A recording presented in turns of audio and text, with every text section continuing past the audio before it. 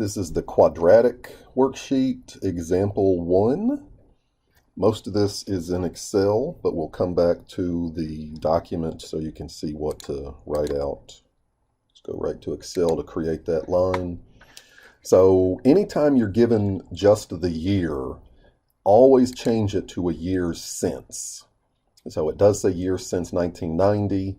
So there's my table of values for T right there. I did use a little formula. You don't have to because you know how to count.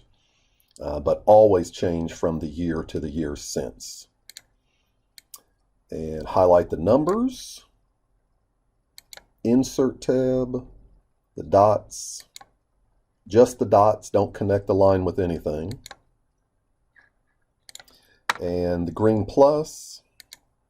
We do want the axis titles. So I've shown that before. That's where you find it. Click in the box, change the title to something appropriate. You can see what I did. We want the trend line. So the arrow on the right, more options. And we want a quadratic, so we're going to have to change it to a polynomial, and a quadratic's order 2. You may need to change that later, but for now we just want a quadratic. We want to display the equation.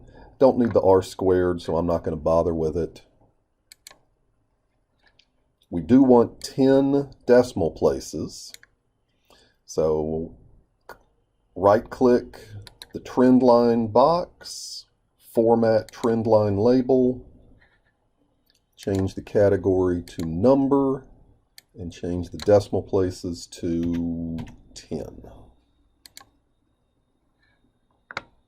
Like that. One of the reasons sometimes we need to use more decimal places is you can see that leading one is very small, 0.00 something.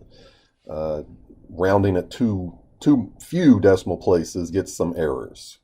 Anyways, so that's how you create a quadratic trend line with 10 decimal places. I'm going to go back.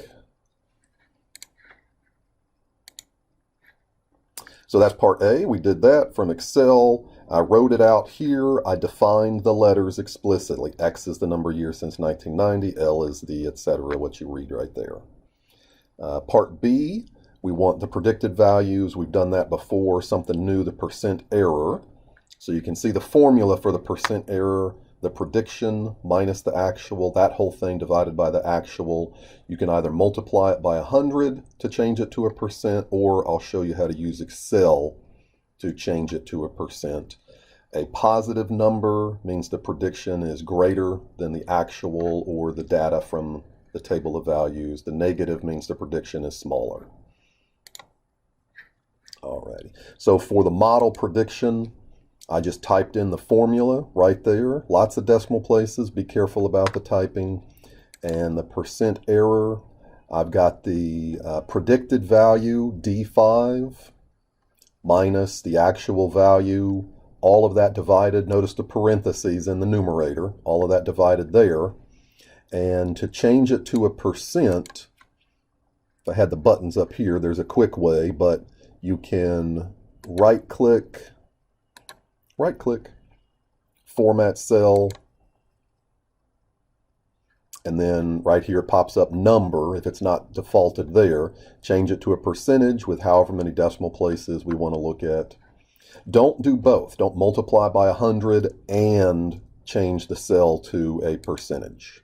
Just pick one way of doing it. You'll notice that if you do it the Excel way, it displays the percent symbol.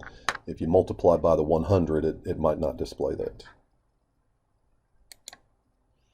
Alrighty, part C. What's the life expectancy? Someone born in 2002. So we need to calculate the T value. So 2002 is 12 years after I plugged the 12 into the formula for the X. I let Excel do all the work. Once I typed everything in the predicted model, I just copied and pasted down here.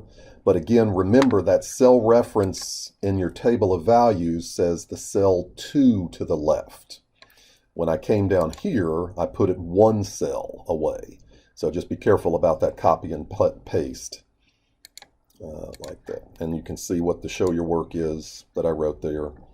Part D is a goal seek question. We're given the output and we're asked for the input. In this case, we're not asked for the years since, we're asked for the actual year. So let's walk through that. Now, because this is a quadratic, quadratics can have more than one answer. So I'm going to show you goal-seek again, but I'm not going to do it for all three. Just make sure your input value is the value that you pick there. I picked a couple. Pick something small. A good choice is to pick something in the table of values and then something large like that. Okay, so with the formula cell highlighted, data, what if, goal-seek, the 2 value, and you noticed I typed the 2 value here just to help me keep track of it, but it's the output given in the question, and the changing cell is the input cell, the cell reference normally, and click OK, and it found a solution. And you'll notice when I did goal-seek each of the times, I got something very similar. And you can see that the actual answer, I just put a formula in there. That t value is the number of years since. So the question asked for the years, so I just have a column there.